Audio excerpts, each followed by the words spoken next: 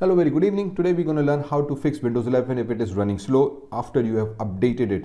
Okay, after Windows 11 has been updated either from Windows 10 or the latest feature of Windows 11, and some users it has been experienced that Windows tends to become even slower after the update. And there are few ways that you can check to ensure that you can update the Windows and without having any problem, or after update if there's a problem you can correct it. How we do that? Let me show you in this quick tutorial. So first thing is you check the troubleshooter. If the lag and slowdowns in Windows 11 started occurring after an update, it could be that the update is buggy. You can check that the built-in troubleshooter. All you need to do is go inside settings. Inside settings, there's this option called system. Inside the system, on the right side of the window, click on the troubleshooter. This troubleshooter will allow you to open a panel here. On this panel, you can go inside Windows Update and click on the run.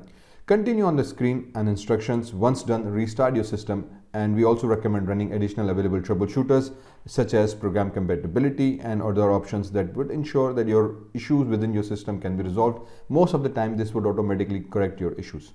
If this is working, fantastic. If this is not, then you need to go a little bit deeper into it. So the solution number 2 basically will involve you running your DOS commands. If you have done that previously, it's very fantastic, but if you're not, let me show you how you can do that. So all you need to do is go inside your start menu, type CMD. You will see a command prompt, right click on it and run it as an administrator, either from here, or you can use it run it as an administrator from this option here. You need to run it as an administrator. Once you do that, then Windows DOS prompt comes up. Here you need to type in sfc/scan now. As soon as you type this, sfc /scan now, I will leave the command in the description below. You can check this command out from there as well. This will basically check your system and run the accounts control option might come up, but it will check your Windows and try to verify all its basic system scans.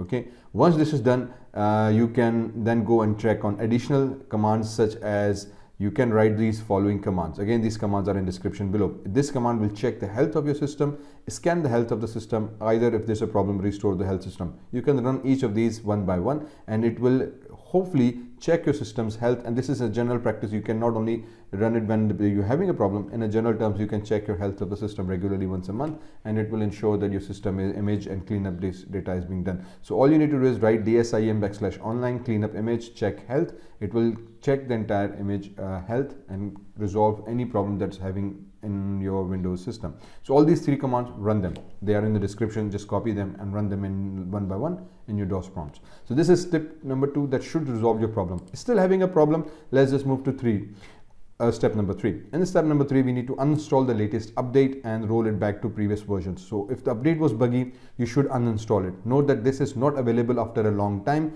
has passed. So you should be able to uninstall very quickly within few days if you're having a problem. But if you have done like 1 month or 2 months have passed, you might have a problem. So all you need to do is press Windows R on your keyboard to open the run dialog. In the run dialog, you need to type in appwiz.cpl. So in your run dialog, type in appwiz.cpl. Once you do that, the app view install updates panel will appear. So this will show you an updates panel specifically regarding Windows updates which have been installed. So all you need to do is right click here and click on uninstall. Follow the instructions and restart your device after boot. You would find that your update has been uninstalled and the previous update has been restored. Hopefully that would resolve the problem, and then now you can update the Windows. This should resolve some problem with the previous installation if it wasn't updated correctly. Okay, so if this resolves your problem, fantastic. But you're still having a problem, then you need to go and check disable some of your startup apps. For example, in your task manager, just press Ctrl+Shift+Escape key would open up your task manager. In your task manager, go inside the startup. Inside the startup, there are various different apps that basically run as soon as you boot your Windows, and they keep on running even if you are not using them. So very simply, what you can do is you can come here and disable them so that they don't run. So for example, Skype, Spotify, Steam, if you don't want to run them or don't want them to run every single time, just disable them, and it will make things a lot more easier for you. So disable all other apps that you are not using regularly, and just when you need them, you just click on them and they will be visible. Sometimes these apps slow down your PC as you are not using them, but they are running in the backend anyway. Okay, once you do that, that should resolve your multiple problems. So press Ctrl Shift Escape key to open the task manager, and in the startup tag just disable those third-party apps that you are no longer using. So these 4 should be able to resolve your problems very easily and make your systems more convenient after update.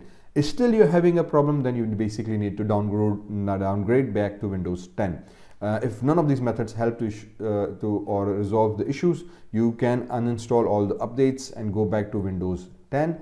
And this might not be available to every single user. Remember that it might be not there, but you can go inside your system and just restore it to a previous version of Windows 10, and then wait for a few more weeks, I guess, to Windows to give you a more sustainable and stable update, and then update it after some time so that it becomes more easy. So I hope you find these tips useful. Leave your comments below if you have any problem with that, and I will try to give you more appropriate reply. See you around. Thank you. Don't forget to subscribe to this channel.